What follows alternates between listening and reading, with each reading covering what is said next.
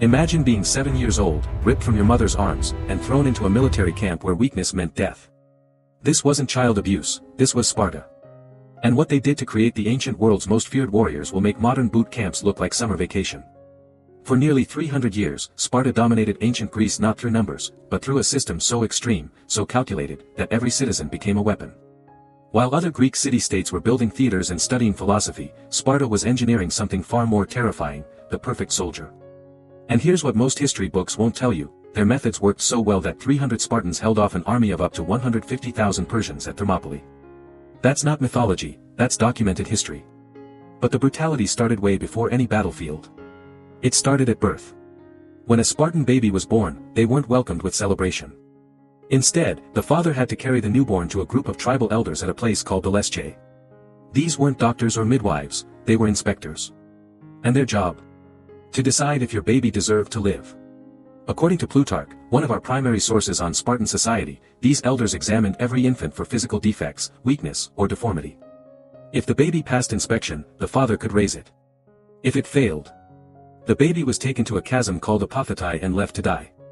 Now, modern archaeology at Mount Taygetus hasn't found massive infant remains like ancient sources suggested, so some historians debate how common this actually was.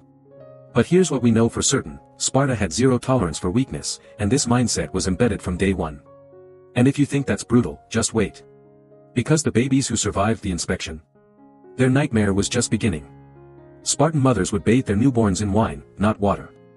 The belief? That weak babies would convulse and die, while strong ones would thrive. It was natural selection, weaponized. Unlike other Greek city-states where children were coddled, Spartan babies were raised in deliberate discomfort. Plutarch tells us they were trained not to be afraid of the dark or being alone. They were left to cry without being comforted, fed on a bare minimum diet to toughen their stomachs, and deliberately exposed to discomfort. The goal? To weed out weakness before it could fester. Because in Sparta, there was no room for fear. No room for softness. You were either forged into iron, or you were discarded. And then, at age 7, the real torture began. This is where Sparta's secret weapon came into play, the agoge. It was a state-sponsored education and training program that turned boys into killing machines over 13 years. And when I say they were ripped from their families, I mean it literally. At 7 years old, boys were taken from their homes and placed into groups called age-lie, herds. Not classes. Not teams. Herds. Because Sparta didn't see them as children anymore, they saw them as livestock to be conditioned. Xenophon, an ancient historian who actually interacted with Spartans, documented that these boys were placed under the command of a paidonomos, essentially a warden, and older youth supervisors called irenes, who were around 20 years old. Here's where it gets insane. The boys in the agoge weren't fed enough food. This wasn't neglect, this was strategy. According to Plutarch, the boys were deliberately kept hungry, given just enough to survive but never enough to be satisfied. Why? To force them to steal. That's right, stealing food was encouraged, even expected. But here's the twisted part: if you got caught stealing, you were severely beaten. Not for stealing, but for getting caught. The lesson? Be cunning. Be stealthy. Survive by any means necessary, but never be incompetent. The boys slept on beds they made themselves from reeds they had to break by hand, no knives allowed, from the Herodotus River. In winter, they'd mix in thistle to generate warmth from irritation. Think about that, they weaponized discomfort to survive. They walked barefoot year-round, wore the same thin cloak in both summer and winter, and were given minimal bathing opportunities. The ancient writer Pausanias noted that Spartan boys were identifiable by their filth and their scars. And speaking of scars, they earned them on purpose. Fighting wasn't just allowed in the agoge, it was mandatory. Boys were constantly pitted against each other in brutal contests. They fought with their fists, wrestled, and engaged in ball games so violent they were essentially combat training disguised as sport. Plutarch describes a game called Platonistas, where two teams of boys would fight on a small island, punching, kicking, and even biting until one side was driven into the water. Referees barely intervened. Blood was expected. Injuries were badges of honor. But nothing, and I mean nothing, compares to the final test some Spartans faced, the Crypteia. When a Spartan youth reached around age 20, the best among them could be selected for this secret rite. They were sent out into the countryside, alone, with nothing but a knife. Their mission? To survive by living off the land and, here's the horrifying part, to hunt and kill helots. Helots were the enslaved population that Sparta depended on, and they outnumbered Spartans significantly. So to keep them terrified and submissive, Sparta would send their elite young warriors to murder helots at night, targeting the strongest and most capable ones. Thucydides, the ancient Greek historian, documented one particularly chilling event. Sparta once invited the 2,000 most capable helots to a ceremony, promising them freedom for their service. The helots came, celebrated, and then, they vanished. Every single one was secretly executed. This wasn't random cruelty, this was systematic terror. The Crypteia wasn't just military training, it was psychological warfare designed to keep an enslaved population 3 times larger than Sparta's citizens in constant fear. And it taught young Spartans the most important lesson of all: mercy is weakness, and hesitation will get you killed. Now here's something that might surprise you. Despite being the feared warriors in Greece, Spartans were deliberately kept ignorant. While Athens was producing philosophers like Socrates and playwrights like Sophocles, Spartan boys learned only the bare minimum of reading and writing, just enough to read military orders and write basic messages.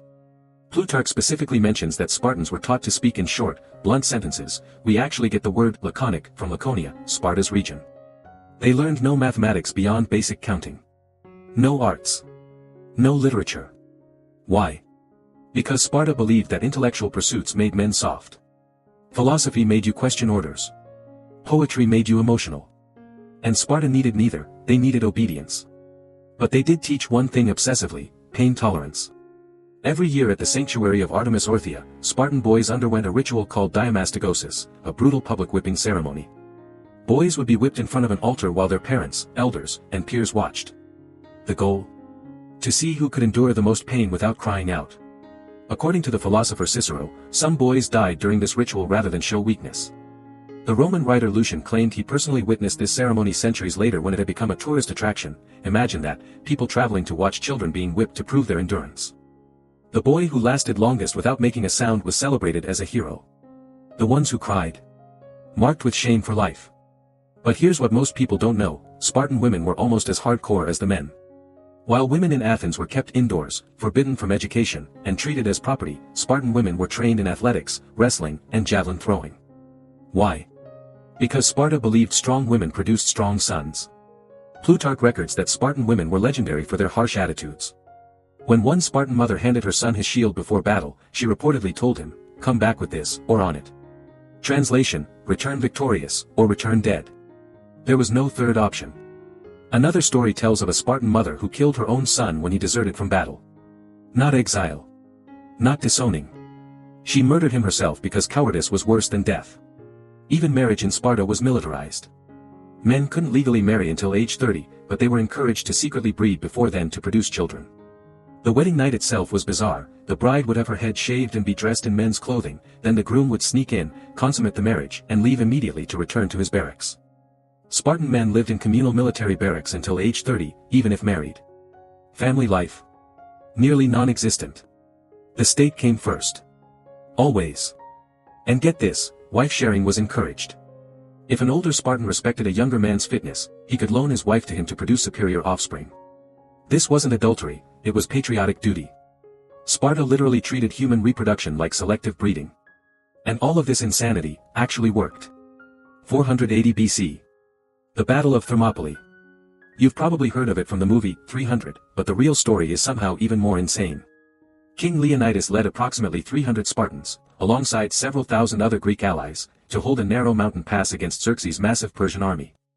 Herodotus, the father of history, estimated the Persian forces at over 1 million men, though modern historians think it was closer to 100,000 to 150,000. For 3 days, this tiny force held the line.